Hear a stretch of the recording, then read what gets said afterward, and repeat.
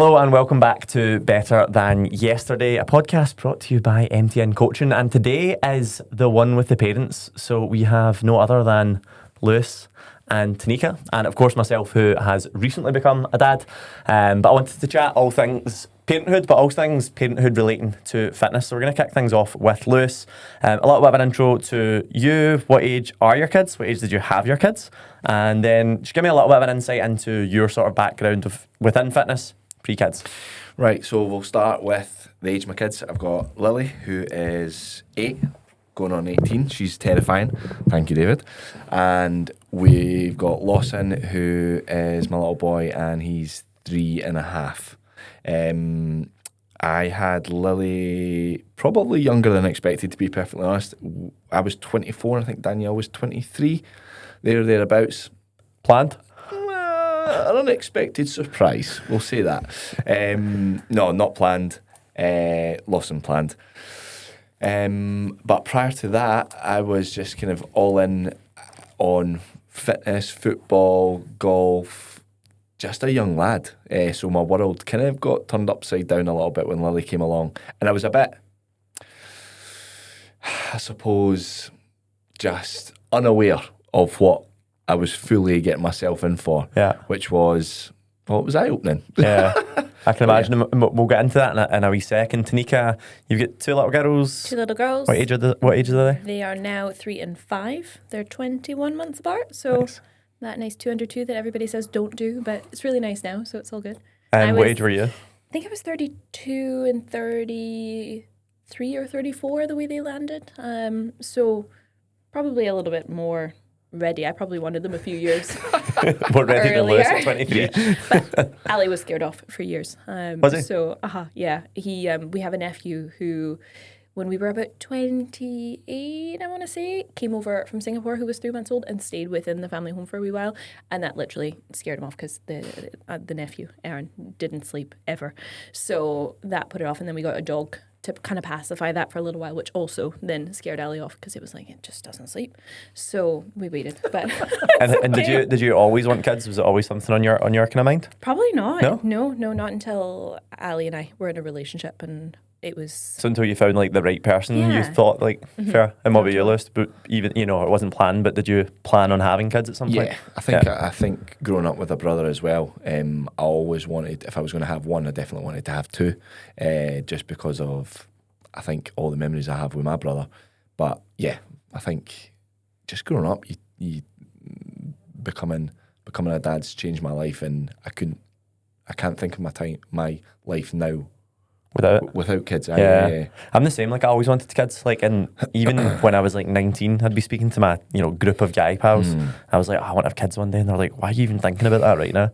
I was like, I want to be older. I also always said I wanted to be 39. I had in my head like I'm going to be a really old dad. My dad had me older. I was like, at that point, you've done presumably everything you wanted to do. And then I've actually done a lot of what I wanted to do in my 20s. So I was like, 31's fine. I think I'm ready. Yeah, so, absolutely. Again, some of you might know I've just had a baby.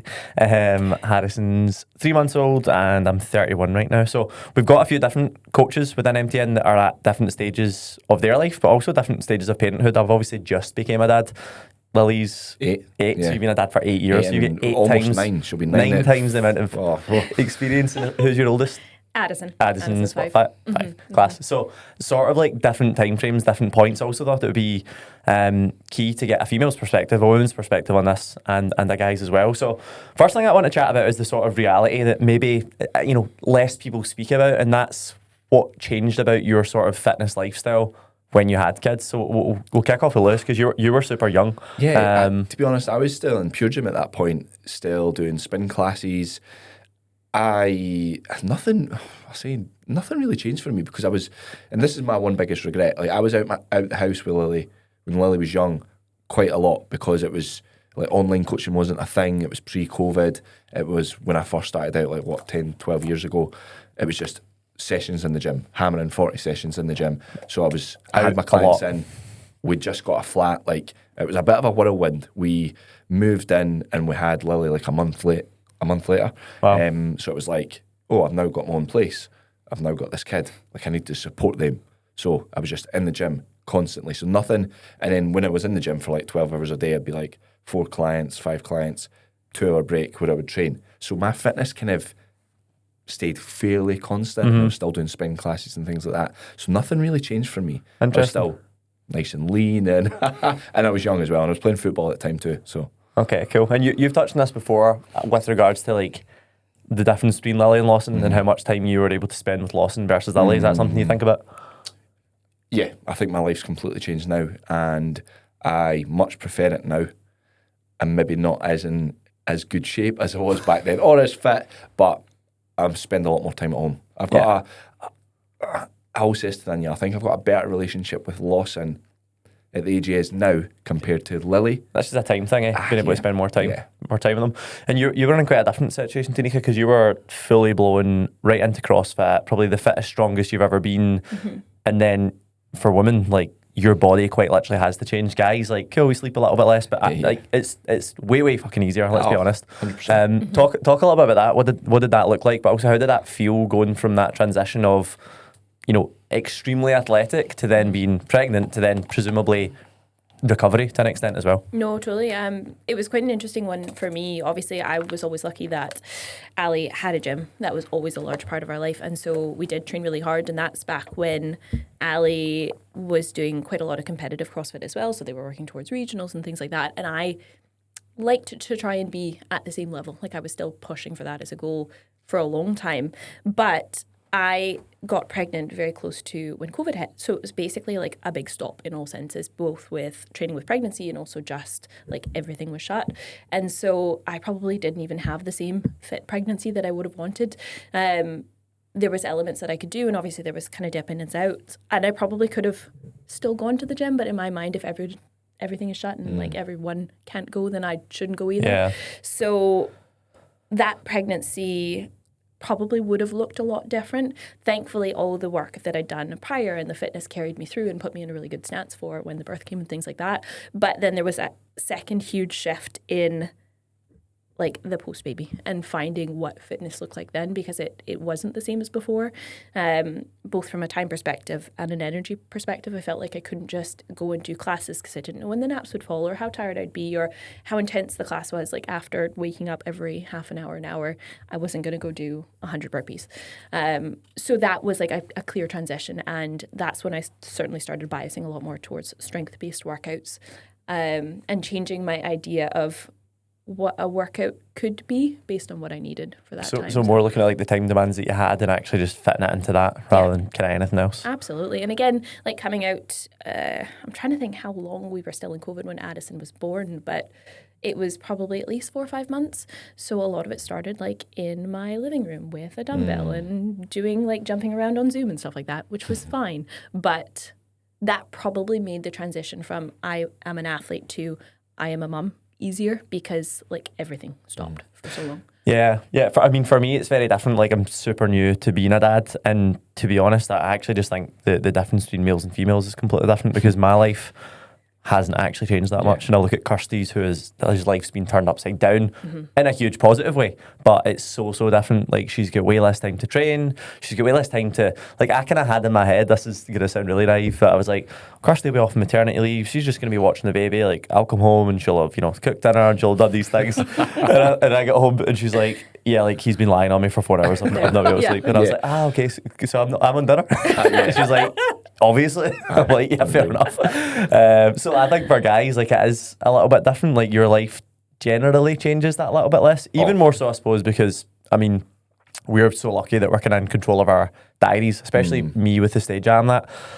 I'm very much, I can choose when and where I work, and if she needs me, I can take a little bit of a break in the middle of the day. So I've always been a little bit like reluctant to give advice to parents, because I don't think I have a conventional lifestyle, if that makes sense. Like, I'd never want to be like, just make time for the gym and just do this. It's like, well, I can do that, but if you're a guy that works a 9 to 5, or you're a guy that maybe works offshore, that's going to look completely different. One thing that I wanted to chat about that kind of cropped up when I was thinking about how this conversation would go was just the words dad guilt or mum guilt, because again, super new to being a dad. I don't think I've actually experienced that yet, and it's maybe because I've not spent that much time away from them. Is that something that you felt you've kind of dealt with at any point? Here we go. Absolutely, absolutely, and I think even more so now because I can see the time that I'm spending with Lawson. I try not to live with that regret. And Danielle's like, oh, it's fine. It's kind of what needed to happen, and it was. And like you were saying there, with regards to, I was a bit naive about how my life would change. And Danielle was the same. She was at the gym like 5 times a week. She would come in, she would do like a session with me, and then she was just not there. She was always in the house, and I was like, oh, what have you done today? Blah, blah, blah. At 10 o'clock at night when I would get in, and Lily, so one of the things I always say to Danielle is, I used to get up in the morning and be in from 6 o'clock, but sometimes I would have, like most PTs, split shifts, and then I would have sessions at like 8, 9 o'clock at night. So I would get back and Lily would still be sleeping. So I'd missed her for a full day, which is, when I see it back now, it's mental and it pure hits me. So I do live with regret.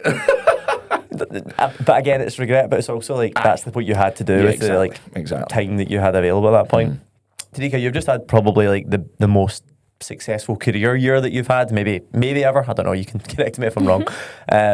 Have you felt that this year? Have you felt you've had the time that you wanted with your kids, or has it been different from normal? To be fair, I am actually quite happy with how things have fallen this year. I think the thought of working how I used to, like before even becoming a coach, I wouldn't have been able to do that now or enjoyed doing it now, because I used to work like that, not a split shift, but I'd leave the house at 7 o'clock in the morning and possibly not come back till 7 o'clock at night, and then I'd go to the gym. Like that obviously couldn't happen now, but I've designed my life and made choices for my life based on the fact that I can still do the school drop-off, or I can still do the school pick-up. And there can be days where things are slightly extended, but I've probably sacrificed myself as opposed to my time with the kids, because that's kind of how I want to, because I can. So it's been nice in that sense, but it doesn't take away from the fact that you still do get guilt, I think. I think the guilt comes for me where it is very unlikely, unless I'm absolutely pushed, and I can actually do so, to go to the gym while the kids are awake. Like I wouldn't do the school pick up and be like, can I just nip to the gym for an hour? Like I wait until they're asleep, and I hate going at night. Like I hate it now, but it's that, or don't go at all, because probably now, so they're 3 and 5, is the only time I can be like, oh, can I go out for half an hour? And the kids don't cling to me crying, saying, Mommy, don't go. Like I can successfully leave them with their dad and they have fun with that. But for a long time, that's what it was. And so that's also probably why I don't go out when it's my time with them, because it was just so much effort to try to do so, and everybody was sad. I think that's where it was a realization that I've had recently. I was like, well, something's got to give in my life, because I've just added this whole new element to my life that takes so much time, and it also makes the time that you do have when you are doing other tasks that you're doing on lower energy. You get less sleep, you're a little bit more tired, you're maybe more distracted and whatever else. And that was maybe a realization I've had quite recently of like if I look at like where my life's changed, I spend way less time relaxing and sat in front of the TV, because I'll be honest, I used to watch TV for like maybe 3-4 hours a night. Me and Kirsty would probably go out for dinner twice every week, like Friday, Saturday, and I'd usually see my mates once a week. Now it's very much like, if me and Kirsty can watch an hour of something at the end of the night, happy days. Like that feels like a luxury now. Dinner, I'll be honest, we actually still try and get out at least once a week. Like we've loved being able to do that with Harrison, even at 3 weeks old or whatever. So for me, it's been very much like free time's been taken away, but it's sort of not been taken away. It's just changed. Like the time I had spent watching crap on TV has kind of just been switched to like spending time with Harrison. And there's still times where I'm like, he's screaming or I need to change him, and I'm like, I'd kill to just like watch an episode or something. But you then, you see him laughing and smiling, and you see like him growing up to that degree, and you're like, do you know what? Fuck the TV. sort of makes you realise and appreciate that. What was the biggest sort of change in your lifestyle then? Was it just time demands, Tanika? Like time switching elsewhere, or was there anything else? Yeah, for sure. Time demands was probably the biggest thing, and also I'm quite a scheduled person. I like to be like, Monday at this time I go here, and this time I go here, and that's what I do on that day, and that is out the window. Like I can still largely protect it with work now, but it's taken a lot of time to get to this point. But when it comes to the gym, like even if it's scheduled in, there's times where that has to push based on what's going on. How do you find this? Because yours are a little bit older. That is my biggest, that's been my biggest struggle, because like if anyone has followed me for any length of time, like my life's ran on Google Calendar, hour to hour, minute to minute, is very strict and very scheduled, and it still is. Like it's all still in my calendar, but now what I assumed took an hour, takes 3 because there's like a shitty nappy that needs changed. He's been sick. He wants to feed or whatever else. So like even me and Kirsty, like I schedule in time that she can go and train. Schedule an hour and a half, and sometimes it's 3 hours. Sometimes it is an hour and a half. But it totally fucking depends. That is the biggest adjustment for me that's been so hard to like get my head around. So I think like moving forward next year, it's going to be very much like actually just compensate for like most things will take at least half an hour longer than you maybe thought. Is that something you've kind of dealt with? Oh, 100%. So again, because Lily and Lawson are a wee bit, obviously a little bit different. So Lily was predominantly, it was one-to-one based. So I felt very dictated to by my client. So I was saying to Danielle, was like, well, I've got sessions, like I need to go. Whereas now I'm very much in the house, like 99% of the time. And we all know Lawson. He's just bombing about, just like, perfect example. I was finishing up one client WhatsApps last night. He'd went away, took all his clothes off and came in with his scooter and was just bombing about the house on his scooter. And I'm sitting, tears rolling down my face, like, this isn't going to happen, is it? So then I'm having to try and chase him. So yeah, working from the house where kids takes significantly longer. Lily's fine now because she doesn't even want to talk to me. She's like, oh, Dad. That's only going to get worse than that. Yeah, 8 going on 18, she's terrifying. But Lawson's like, no, I want to do this, I want to do that. It's like lobbing things. Things take, at the very minimum, 30 minutes longer. Yeah, I think you naturally have a little bit less time because your time spent doing things with kids that you maybe didn't have before. But then the time that you are doing those things takes longer than what you expected. Certainly for me, who's like super new to doing this, but I honestly just had in my mind like my life would not run like complete clockwork. I'm not that naive, but I didn't think it would be like, you know how impatient I am. Jesus, seeing a Saturday morning, me and Kirsty are going to train. Say we're training at 9 and we don't get there till 10. I'm like, my day's ruined. Like the rest of that day's all over the place. And I think that's probably only going to get, I don't know if it's going to get that much easier, to be honest. No, I think it's going to get worse. Yeah. Until they get to a certain age, I'm sure. Yeah, like absolutely. You said, Lily. Like, I think as they get older, their character builds, and then that 18-month to like 4 mark is just where you just roll with the punches. Like, it's unbelievable. But that's still, like, every phase is absolutely amazing. Every phase has their pros and cons, but that 18-month, 2 years to 2 to 4, where they've got their character, but they've got like zero responsibility, zero awareness of risk is mental. But it's great. It's also very funny, like Lawson last night. Yeah. Let's chat sleep, because I think that's one of the biggest challenges that comes with having kids, like the lack of and the interruption. Mine's have always been like this, to be fair. I've got the worst dark circles ever. Well. I always had good sleep as well. Tanika, what was your sleep like when you first had them, and is it different now? Because from what I hear, sometimes it's not. Oh, sometimes it's absolute chaos. Again, I think you have conceptions. Like with Addison, so neither of my kids slept for a long time. Isla was slightly better but different, but I always believe, like Addison, like she's not in the bed. Like the kids sleep in their bed, and that's how it is. And we largely worked that with her. She was like sleep schedule to the T. Nobody else was allowed to deviate. And Ali used to be like, oh, but why do we have to do this? Until I proved him wrong. And he was like, no, we stick to the schedule.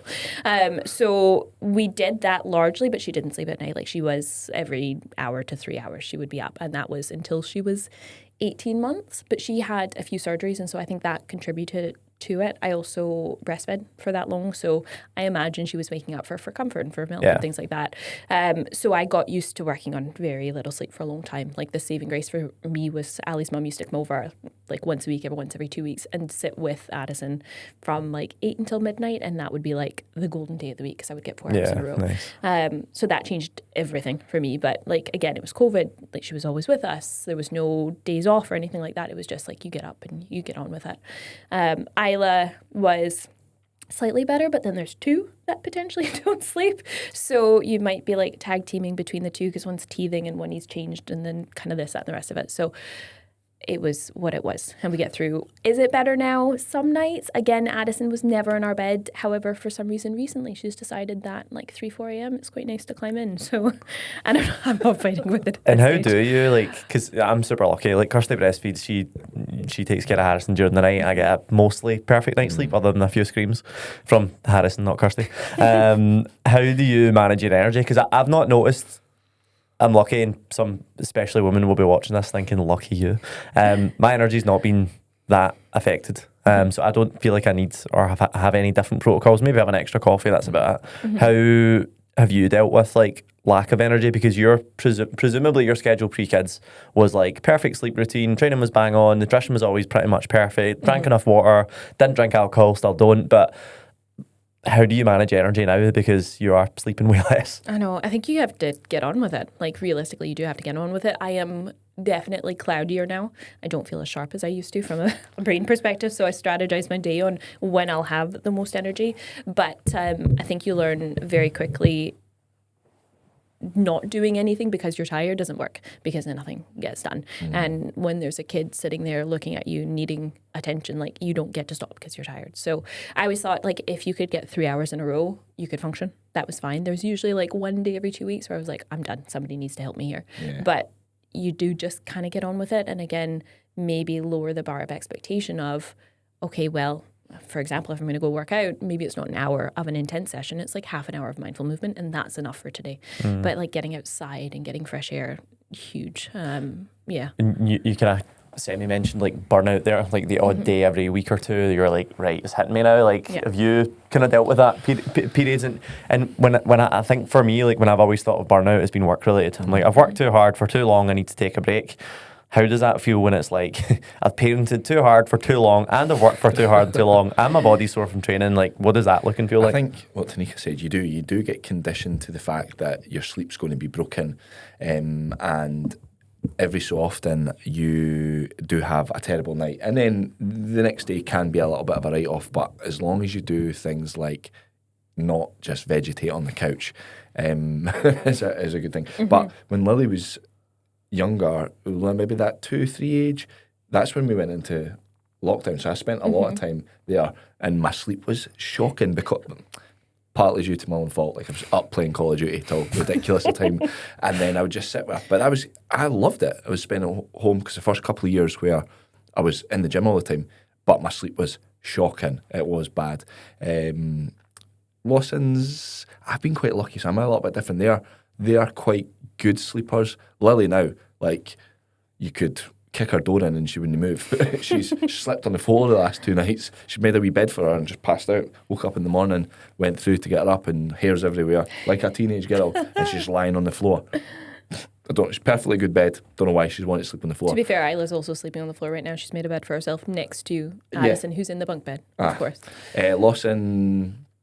Lawson's, he's been all right. When he was first born, he had trouble with his ears and didn't know if it was his ear canal was too narrow, but so got ear infection after ear infection. So there was about an 8-week period where we just didn't sleep. We were just functioning zombies, and it's hard. The biggest thing I notice is the sort of mental clarity, the fogginess. Just your, like, simple things as well, which I think is wild. You're forgetting, like, people that you've known for years, their names, and you're just a bit like, or clients' names, and you're like, what's going on here?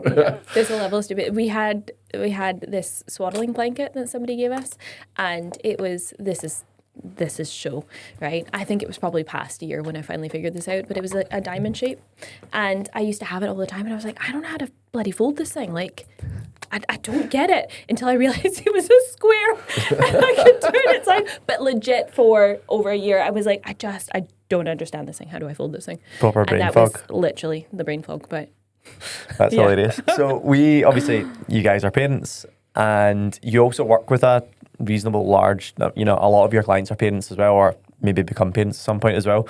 Let's start with mums. Tanika, what would you say for someone that's just had a baby? What should their sort of focus be pre-baby from a fitness standpoint? Pre-baby. Post-baby. I was going to say post-baby. Probably taking a step back. Like, I think we often come out of pregnancy and it's a very vulnerable period, because obviously your body looks very different. You're likely going to be exhausted. You're possibly not eating so well because you're just feeding yourself when you get a chance to do so. And yet you're like, okay, well, the doctor says after 6 weeks or 10 weeks, I can go back to the gym. And often it's that jump straight back to where you were before, whether it was classes or whether it was weights.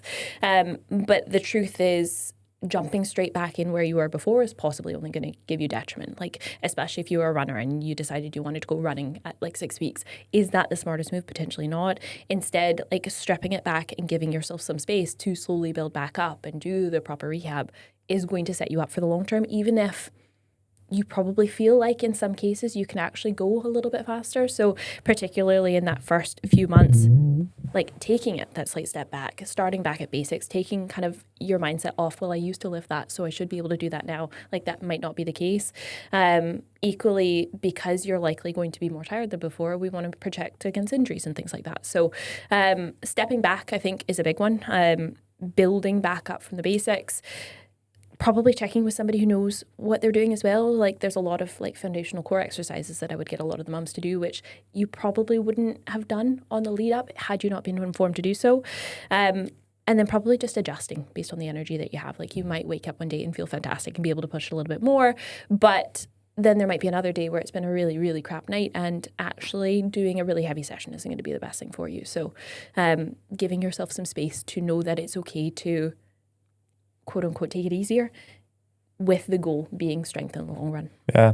And what about you, Lewis? Because you work with a lot of women that have had kids, they've maybe taken time off the gym and they're just coming back. If you were thinking about, you know, new mum, relatively new, she's maybe had a baby in the last 6 to 18 weeks, she's coming to you for help. What is your sort of like, how do you set her up? What does that look like? I think just having an honest conversation with like what our expectations are, like realistically, I always say this, like realistically, what does your life look like? How can we fit these things in? Rather than try to squeeze fitness into your lifestyle, it's like, right, how do we just make it part of your lifestyle? Because you get these new parents that sometimes don't, and I was maybe a bit like this as well, to be perfectly honest, that, oh, my life's not going to change that much, I'll still be able to do 5-6 sessions a week and do everything else. That's not, we all know that's not the case.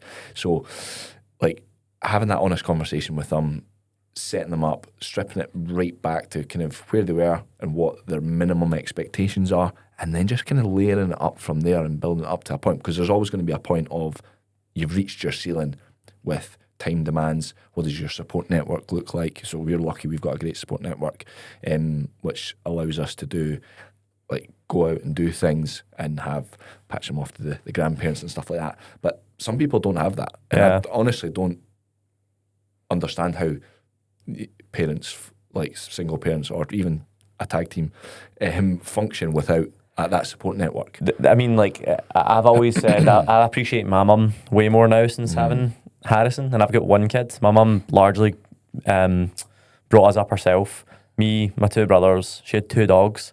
And I'm like, how on earth did you do that? And she worked night shift. Unreal. How on earth did you do that? And I think, like, growing up, I was like, my mum's just my mum. And I think since having a kid, I've very much been like, wow. I appreciate you so much more. Do you ever find yourself just messaging her out the blue? I do it all the time. I don't, but I should now.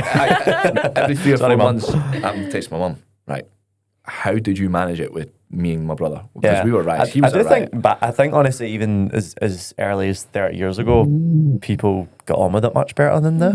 Genuinely, like I think, like my mum, there was no sort of, I don't want to say like bad days. My mum just got on with it. Like there was no sort of like talk of feeling down, or my mum just like powered through. I think this generation, rightly so as well, like opens up about their problems a little bit more and they're a little bit more vocal with things.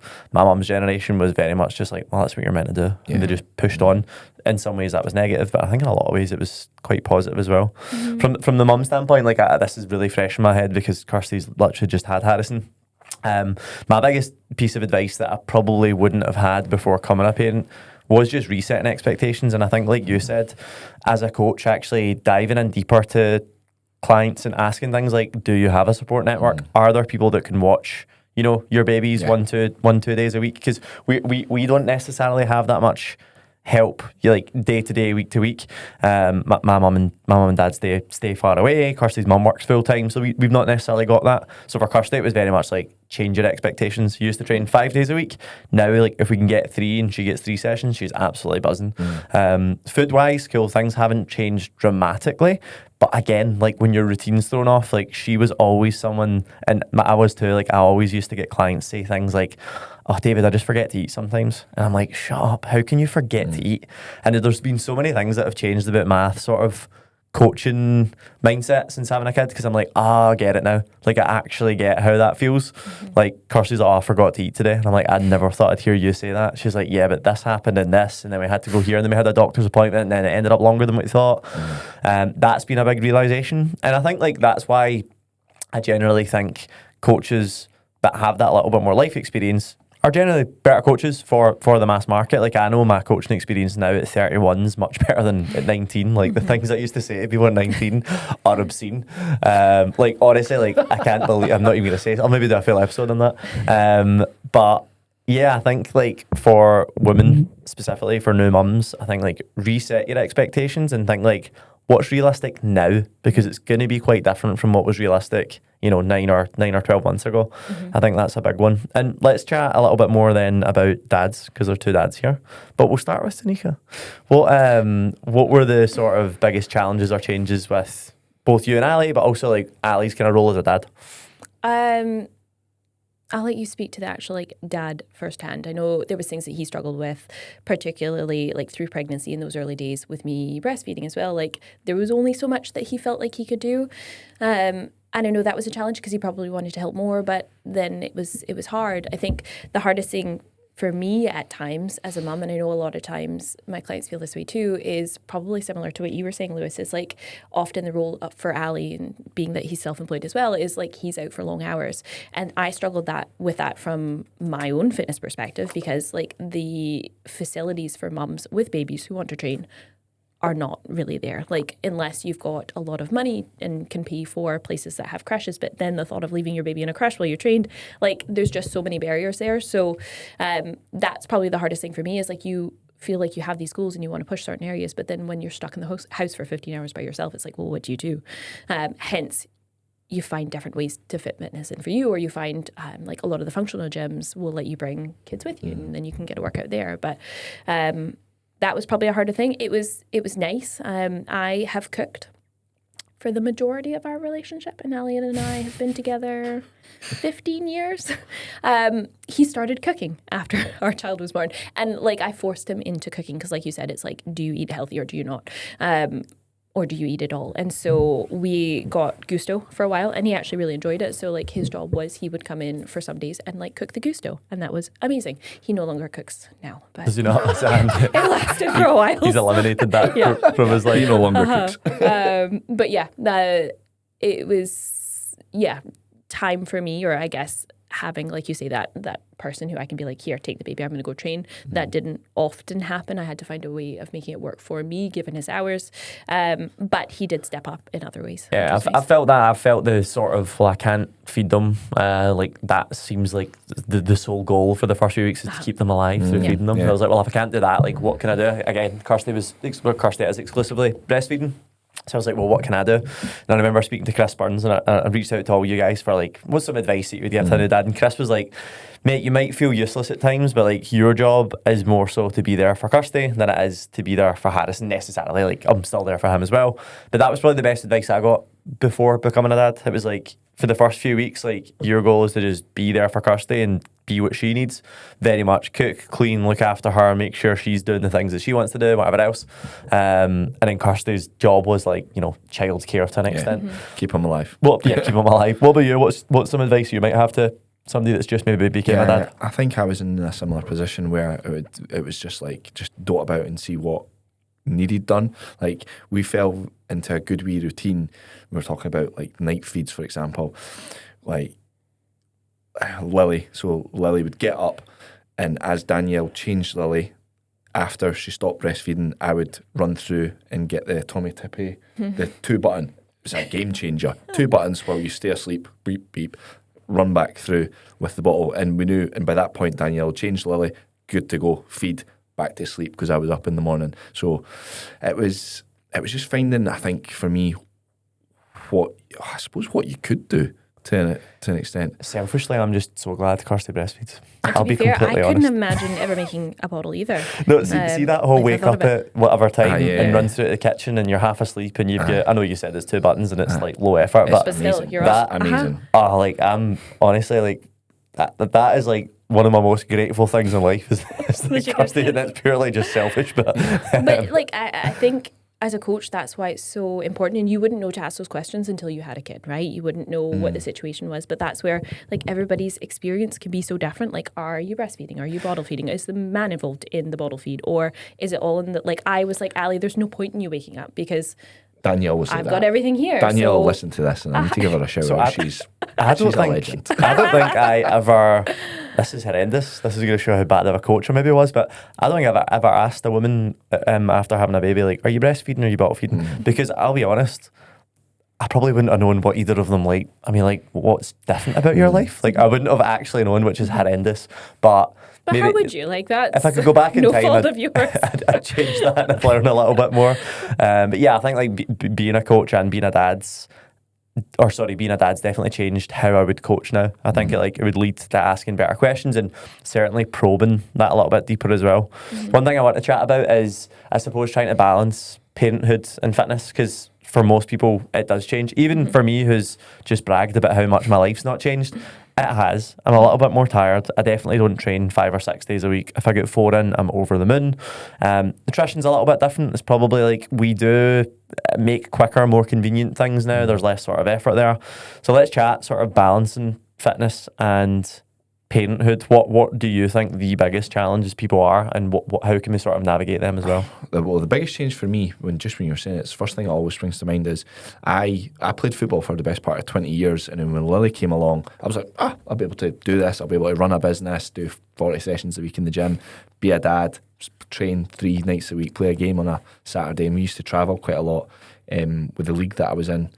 And then I was a bit like, nah, this just isn't sustainable, and it's taken away. Like, I suppose my priorities then changed, obviously. So I was like, no, actually, I need to continue to make X amount of money and have these sessions because I've now got a flat and a kid.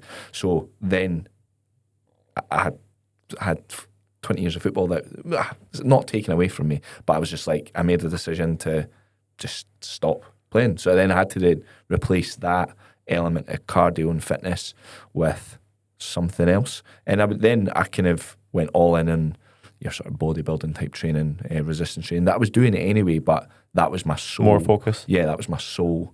That's something I've never thought about, because I think a lot of guys must go through that. Like, football, it's never been a part of my life, but for most guys in the west of Scotland, it's their life. Growing up, it certainly was for you. That must have actually been quite like I suppose something of your identity is getting taken away, because that was like, you were like, oh, I'm a footballer. Like, I play twice a week, or play once a week, train twice a week. That was like tough then at that stage. And was there any level of, people would never say this, but I'm quite open and honest, was there any level of like resentment?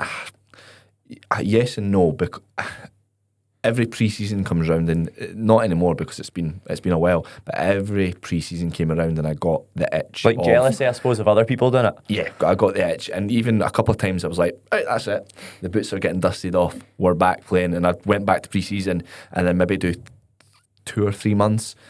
And then I was like, nah, that's just it. Again, my schedule got really busy. Things started happening. I was like, that's the first thing I need to go again. So there was a wee bit of resentment, but it was more, I suppose, just that was the right decision, and I knew it deep down. And have you ever felt that with, because like Kirsty, I remember like the first like 6 weeks in, Kirsty was getting a bit frosty with me. I was like, what's up? She's like, I don't want to say it sounds stupid, but it does kind of annoy me that you just get to go and train. Like, did you feel that, or do you feel that at points as well? Because Ali's got presumably a little bit more of a flexible lifestyle than you, or maybe not now. Yes, yeah. Like he could, and don't get me wrong, when he's busy, it's busy. But I think I would never think twice if he was like, oh, I'm just going to stay on and I'm going to train. Like, that wouldn't even be a question. I'd be like, oh no, you should do that. But I wouldn't apply the same filter to myself.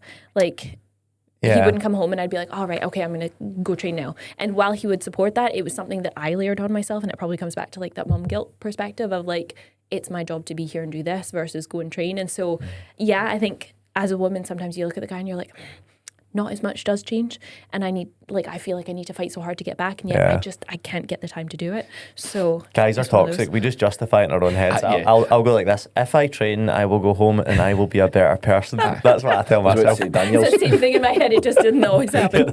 Danielle's not as nice a person as you. She would say, your life's not changed as much. Yeah. Kirsty's been pretty chill, to be fair, but like I do know, and also like I think I'd feel the the exact same. I think part of it's like, well, I can't feed them, so I've got a scapegoat. And that's, Like, to be I fair, may I as well think train. that's like, I would put that on myself too. Probably one thing I probably didn't realize until the second kid, which is something, again, you don't know until otherwise, probably how much time you did have that you could have better utilized with the first one. But like, it's so all consuming where you're like, I need to look at them all the time. And like, this is going to happen, that's going to happen. Whereas like, you could put them down and you could go do something. Like, I didn't learn that till the second time around. And so I was probably better with my time the second time because it was like, that's my window, I can go. It's always, first time parents always do this. They nudge your kid during the night. Are you still alive? Yeah, you're so focused. And then the second kid comes and you're a third in the night and you're like, so cry. They're fine. They'll be all right. Somebody's in robbing you. Yeah. Was that Lawson fell out his bed? Nah, it's fine. It happens quite a lot, I'm sure. Yeah. Let's try other challenges, because I think one thing that I've got here that I've not faced, and you both certainly have, is routine changes, because your life, and again, for me, like my life's the same month to month, and it still is right now, even largely with Harrison being born. But for you guys, Addie's at school? Yep. Both of you? Lily's at school? Lily's at school, Lawson's at nursery. How do you balance fitness during that period? Because you go through months where they're like, you know, they're at school and you've got a little bit more routine, and then they're off for summer holidays, winter holidays, whatever else. How do you manage that? It's so much better that Lawson's at nursery now, because I've got like a 6-hour block in my day where there's no kids running about, like we touched on, like Lawson's not being a rag in the house screaming. So you've got a focused period of time, and that's when I try and train. Like you obviously, I feel like I have to go at night. That's like I try and get the bulk of my work down. I'll get up earlier than the kids, do a bit of work. Then they've got the school runs either end at round about 9, round about 3. So do you find you're more intentional with that work when you are working? Yeah. Or try to be? Certainly trying to be. And then I'll get training like post lunchtime, and then I'll do the school run, which is something I've never done, and that I absolutely love. Like my life's changed. That's one of the highlights of my week, doing the school run. Something so simple that I never got to do with Lily. So my life is, dramatically changed, I suppose. And how do you manage that? Because your routine changes a lot. How many people have you got around that can support as well as that? So we're quite lucky in that Ali's mum is a lifesaver. She does childcare for Isla a few days a week. I found since school has started, I probably do have less time because, again, I have chosen to be there for the school runs and things like that. And so there are times where I'll maybe extend it a little bit, but for the most time, it is drop off and pick up, which I think in your mind, again, pre-kids or even preschool, you think, well, they go in at 9 and then they're done at, I think I probably had in my mind 3:30. But realistically, like that's drop off at 9, then you get back to your house, then you get in your car. So by the time you get to work, it's like 9:50, 9:30. And then if school pickup, exactly, school pickup's 3, so I have to leave it like 2:15, 2:30, so it is actually quite a short day. I try and pack as much into the day as I can, which is, again, it's like that trade-off with self-employed where like in the morning, my routine right now is like 6 to 7 o'clock in the morning. I don't necessarily train, and I think we actually spoke about this the other day. You can have all the intention in the world to be like, I'm going to go out and I'm going to train early because that's like the smartest time to train. But then me going out early, sometimes if Ali's had a really late night, means that he then also has to be up so he can look after the kids. And I'm like, I know he needs his sleep. So, okay, well, I can't really go out at that time. That's not going to work. So I train during the day, but like 6 to 7 in the morning, I'm on the phone to clients and things like that, or I'm WhatsApping, getting some of those messages out of the way. So that takes some time back from my day. Run through my day, trying to be as efficient as possible. I train during the day right now most of the time because that's when I like to train. And if I can make it work, that's the smartest time because in my mind, it's also work, which is good. But it also then means that the kids go to bed and I'm back on my laptop at night. And that's just the flow right now. And sometimes I'm like, do I want to be working from 7:30 to 10? Not really. But that buys me those hours back in the day. So it's this life. And how is that? Is there a sort of mindset of there's light at the end of the tunnel because at some point they're going to be this age, they're going to be at school full time, like, no. I don't think that's going to change anytime soon, to be honest, because that's also me. Like the opposite is, like I said before, I used to work like 10, 11-hour days because I could. Like I think there's always more. If you've got the mindset, there's always more you can be doing. And so I'm not willing to trade that yet. There might come a point where I can coast easier, because if I could eliminate some of the nights, I would absolutely do that, or even like the weekends, because for me weekends are still often work too. I would like to take that time back, but for me having that but getting those hours back with my kids is more powerful because, again, like a large part of our work is phones. And so I don't want to be having to look at my phone between 3:30 and 7 because I don't want the kids growing up thinking, oh, well, she spent all the time on the phone. So it's trade-offs of routine, Let's I guess. chat. Let's stay on that topic then with regards to phones and screen time, because I was very, and still am, firm in the fact that, I don't want an iPad baby, I don't want my kids glued to screens, and everyone I told that to is like, yeah, you'll say that and then it'll happen and then you'll be like, here's an iPad. And even already, which is nuts, like we changed Lawson, I'm not changed Lawson yet. We changed Harrison on like a little poofy thing in the middle of our lounge, and the TV's on, and straight away he's like eyes rolling back trying to watch this, and he's like dead focused on it. And I'm like, right, Dad, just turn the TV off. I'm like, I'm watching it. So, so sometimes we do, sometimes we don't. But already I'm like, I can see how easy it must be to just be like, look, I need 5 minutes. Here's a phone, here's a laptop, here's a screen, watch it.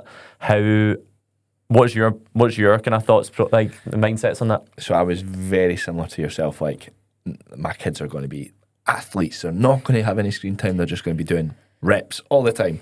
And when Lily was growing up, when Lily was younger, she was maybe 18 months to Moana came out, like, what was it, 7-8 years ago. She was obsessed. It was like she would be screaming during the night.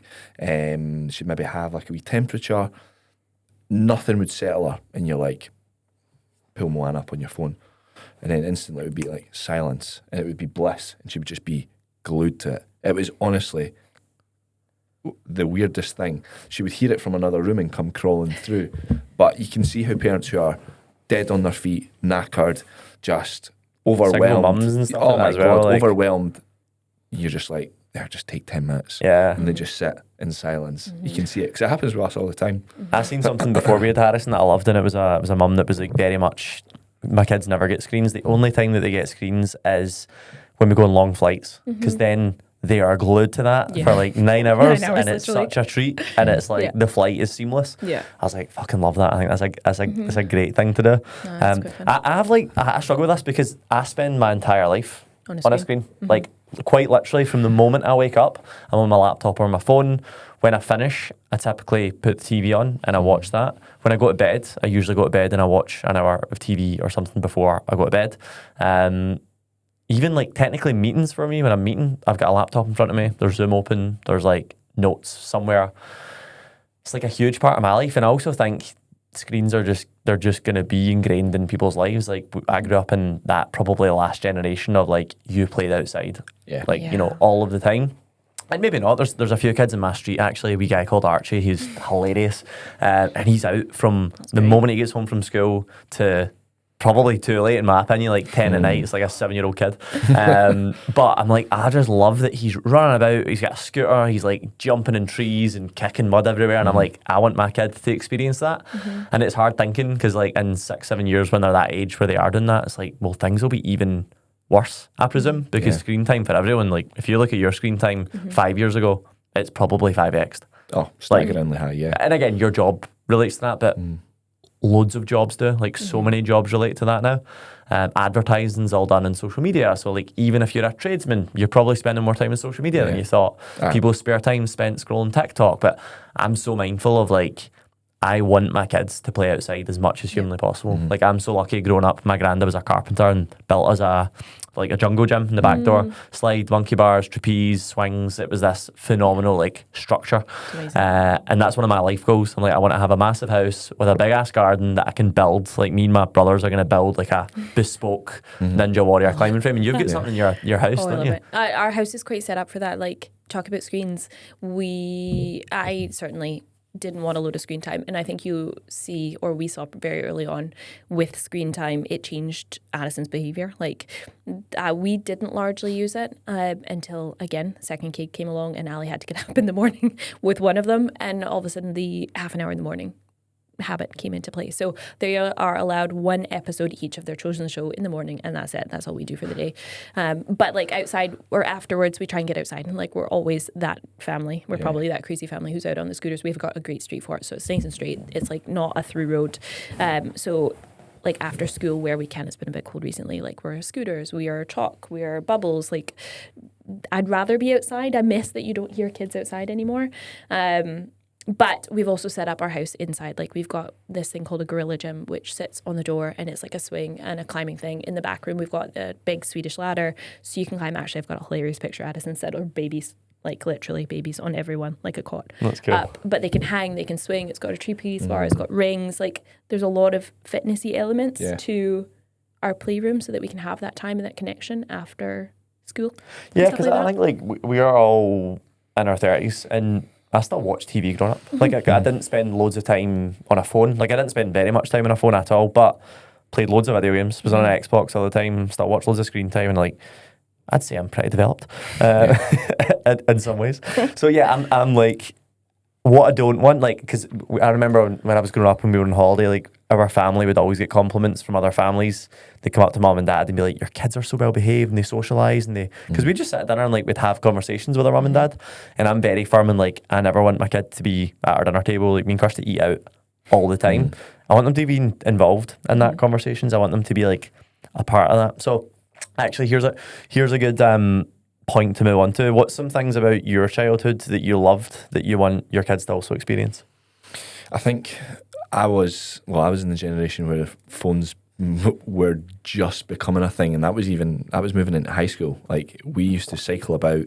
Like I still know my like 2 or 3 of my best friends from primary schools house phone numbers off by heart, because that's the only way you'd phone them and be like, oh, should we give one of them a phone right now? Honestly, unbelievable. I still remember them.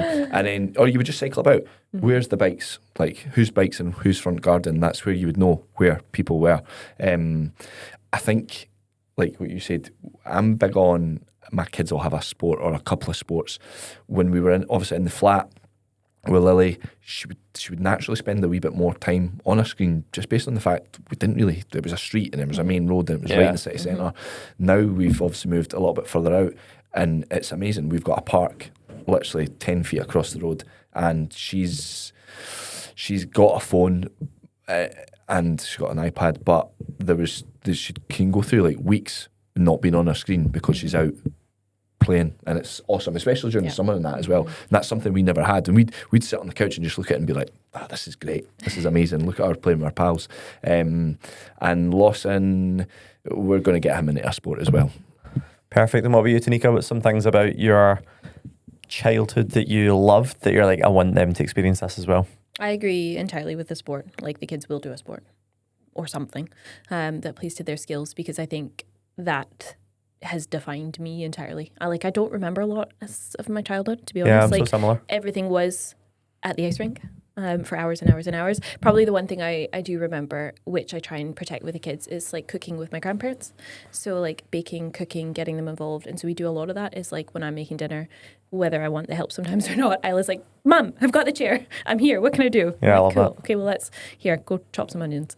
So yeah, we do a lot of that together, which is nice. Yeah, mine's are similar. I think for me, memories with grandparents in general, like I want my kids to spend a lot of time. My granddad, best guy ever, he used to set up like an Olympics. They used to have this big plot of land and he used to set up this garden Olympics for me and my 2 brothers, and it would be like long jump, high jump over random things. He'd do a slip and slide and there'd be medals, and he used to make us bows and arrows. Like I want my kids to experience that sort of like having an imagination. I think that's a big thing, and I don't think you get that from being on a laptop and being on a phone and being on a screen. I think getting outside, we used to build dens, we used to build things, we used to make potions and try and feed them to our neighbours, like that kind of shit. Like that's what I want my kids to experience. And alongside with you guys, like sport, I think sport's the single greatest thing kids can do. I think it teaches you so much about discipline. I think it teaches you about social aspect. Social aspect's massive. Like some delayed gratification. Oh my god! Some of my favourite memories is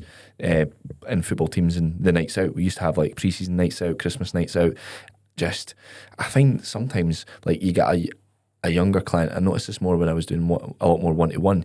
You'd get a younger client who'd kind of grown up screen time. And then you'd be like, oh, I'll phone you. No, I don't like speaking to people on the phone. They can't hold a conversation. Yeah. It blows my mind. That's going to get worse and worse. Yeah. Like my nephew's 17. And don't get me wrong, my brother had my nephew when he was 17. So, it wasn't maybe the best like time to have a baby. But his social skills are... social and I can skills. say this because he's not going to listen. But his social skills are like actually quite embarrassing. Like if you're in a public situation with them, it's just like mixed with confidence, isn't it? Like totally. your confidence, I find, in the and I younger just generation. think like I had a lot of confidence growing up, and it was actually, I think a lot of it stemmed from sport, and I think it stemmed from like wins, but also losing. I think that's another thing we can maybe chat about. Character Like, building. kids need to lose. Yeah. I'm big on no participation medals, but kids need to lose. Like I lost. I done martial arts growing up, and I was pretty decent. Like I won quite a lot of things, but I lost way more than I won. And I think like that actually built me as a person. I think it made me a better business person. I think it made me a better 100%. partner. I think it made me a better friend. Like I think to be able to lose and realizing actually if I put the work in and I change these things, like things are going to get better. So that's definitely something that I want my kids to experience. Like, and I think sport gives you that. And I don't actually care what it is. Like I'll support my kids and. Almost football's probably the thing I won't support them in because I've got zero interest in it. But any other sport, then I'll try and push them into it. What about on the opposite end of that? What's something about your childhood that was tough, or like something that you maybe don't want your kids to experience? I would say when I was really young, I was really shy, like borderline mute in primary school, and then I grew in confidence throughout. And I think, like you said, touched on there. I think with sport, as it got better, my confidence grew. I had a great childhood. Like me and Danielle speak about it all the time. Like our childhoods were wildly different, like black and white. I had my parents that loved me, class. I had a brother who was a terror, but it was good growing up with a brother that was relatively close age. I wouldn't really change anything, to be perfectly honest. Like Good. I had a great, like very sheltered upbringing. Like everything was really, really good, to be perfectly honest. I think it's good that you say that because I think a lot of people try and find things like with conversations like this. Yeah. I'm going to have something, and I'm the same. Like I had a phenomenal upbringing. Like my only thing would just be like my presence. Like my dad was very much like worked away a lot, and probably to the like, you know, a lot of people are like, yeah, but he was providing for the family. Like he was just away a lot. He was away a lot. Yeah. So that's one thing that I'm very conscious of, and I'm super grateful for the ability to work from home, being able to even like build my business with Harrison strapped to me. Like you'll laugh, but like Tuesdays and Thursdays, like Kirsty comes in to train, Harrison's on me for an hour. I go a walk with him for an hour and a half, and gives Kirsty time to train. I feel like I'm building my business with like my son attached to me, which probably has some negatives as well. But like right now, it just feels like a massive positive, and I'm super grateful for that. One of the biggest things I always remember, the first day of Pure Gym, my first ever day as a PT, my dad dropped me off and he was driving to a job that he hated, and he was like, and it was very, very similar. My dad used to be away first thing in the morning. I wouldn't see him. He was away like before I was up as a kid, and he would get back in 5-6 o'clock at night, but then he'd be working. He played in a band, so we didn't have any, well, I say not any money. We didn't have a lot of money when we were growing up, so he would play in a band to get an extra few £100 for Christmas presents and things like that. So he worked loads, and that's his one biggest regret, and that proper sticks with me. Yeah, I just don't think I'll have that regret. I'm sure I'm definitely not going to be the perfect dad, and there'll be stuff that Harrison's like, wish you'd done this, but that's definitely something like presence. That's what I'd like function with every day, because when Lily was younger, I could see myself going that way, and I'm so grateful it's changed. But I still am a bit like, I need to be present more. What about you, Tanika? Is there anything that you're like, I want to make sure my kids get this? I think for me, the two things it links back to presence and also stability. That's probably the two things. Like I wouldn't ever say, oh, I wish that was different in my childhood, because I wouldn't be who I am today without it. And so you learn lessons, and then you change, and then you adapt how you show up. But certainly presence for me, again, my mum was a single mum, so she worked all the hours because she had to. That was what she had to do. But like I'd like to be there, hence my kind of trying to not be on my phone between 3:30 and 6, because I don't think you can, or 7 I guess, you can't really be present with kids and pay them full attention with like a phone in your hand and things like that. So like playing and doing board games together and like having family fun is a really big one. Certainly eating like family dinner together, which like I laugh because often Allie's still working, like it's a gym, so that's sort of when classes are on and things like that. But like even the three of us sitting down and having a meal together is really important to me, because then they can see what I'm eating and I can see what they're eating, and like it's that nice shared experience where we can actually communicate and connect and things like that. So those are probably the big things for me. Yeah. Good. I love it. We are all in maybe a little bit of a different position from people listening. You're a personal trainer. Your husband's a personal trainer. You're a personal trainer. You met your future wife in a gym, personal training her. I'm a coach, personal trainer. Kirsty's the exact same. We are very much involved in fitness, and I think for us, it's going to be quite easy for our kids to also be involved in health, fitness, nutrition, eating healthy. For those listening to this that maybe don't have that luxury, maybe only one of them in the relationships into health, fitness, things like that, what's some advice that you'd give to parents regarding, I don't want to say bringing up your kids, but from like injecting healthy habits, what's some things that you really think kids should be focusing on? Oh, I've got quite a strong opinion on this. I think kids learn from what they see. Like, kids when they're younger are a bit of a blank canvas. They're conditioned from you as a parent, or they definitely learn what they see. So we're touching on about competitiveness. My kids are so competitive where it comes from sport right the way down to even getting, if they're going to the car, I'm the first to the gate. Like, they're so competitive, and I love that about them. Like, table flipping. Like, Lily was so bad. Lily never really played with like dolls or that. She was like, I want to play Monopoly. I'm like, oh, brilliant, here we go again. It's the board games when she goes mental. Oh my God. So that, but we are super, like, I'm super competitive. And I think you need that for like excelling in life. Yeah, genuinely. absolutely. Danielle's like that. So but that's like a learned behaviour from us. Do you know what I mean? Danielle, we were at the fair once playing fucking Uno or something. I've never seen someone take a board game so seriously. Terrifying. Like, Kirsty and Danielle got on like a house on fire, and Kirsty left. Like, she terrifies me. She terrifies me. But so yeah, competitiveness is something you want to like instill. 100%. Kids are a blank canvas, and I think they're everything they grow up to be is because of you and their learned behaviour. Obviously, they'll have their own wee quirks and stuff like that. So my sort of strong opinion is, like, when I see... I'll just go for it. When I see overweight kids, I'm like, what the fuck are you doing as a parent? Like, that's child abuse. Yeah. But you'll see it. It's generational. Yeah. It's pure trickle down. Like, if you see... I try not to judge, but if I see a couple that's super overweight, I'm like, that kid's going to struggle. Like, you need to break the mold. I've got a few friends that I went to, I say friends, people that I went to high school with, that a couple that are... Really overweight. Yep, really overweight, and their kids, like 3 or 4, and the kid's overweight already. And I'm like, Nicole spoke that about blows my mind. And in one of our previous podcasts, like, kind of nature versus nurture, like, I came from a super healthy parents, both into sport, both ate healthy, and I turned out like that. She came from parents that they didn't have education surrounding that as well. It's very much education based to a degree. Some of it's like, do you want to change based? But yeah, I'm the same. Like, I think even more so since becoming a parent, I just feel so bad for overweight kids. Like, when I see that, and I'm like, it really doesn't need to be that way. It's not even that hard. In fact, it should be easy at that age because there's so many opportunities for sport and whatever else, but it's what they're exposed to, and it's 100%. Such a shame that, again, super lucky, our kids likely won't experience that, although you had such a fat kid. Lawson, yeah.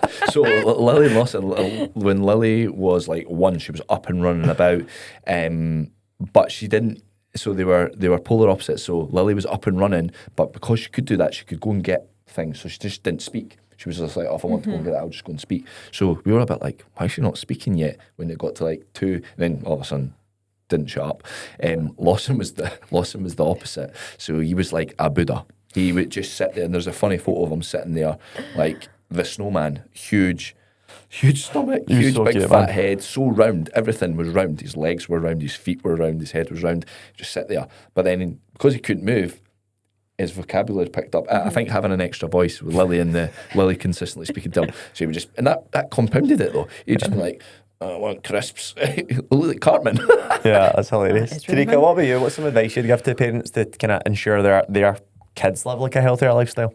I think it is a change of mindset. Like, it is like doing the things rather than saying the things, which ultimately then becomes the best motivation for you to sort your own stuff out. Like, again, thinking back to childhood, like, my mum had the shoes and the intention, but she didn't go to the gym. She was the one who signed up for like the New Year's membership and then never went again for the rest of the year. So, and again, it was nothing bad against her. It was just like, thankfully, she actually did maintain a nice body. Like, she was in a great shape without having to go to the gym. But I think looking back now, like, I don't mind if the kids see me working out or going out to go to the gym, because that is instilling a habit that they'll hopefully protect as they get older. Or when it comes to sport, like, that again shaped so much of who I am. So them like seeing that and talking about it and then finding their own sport, like, I know that's going to bring up for them.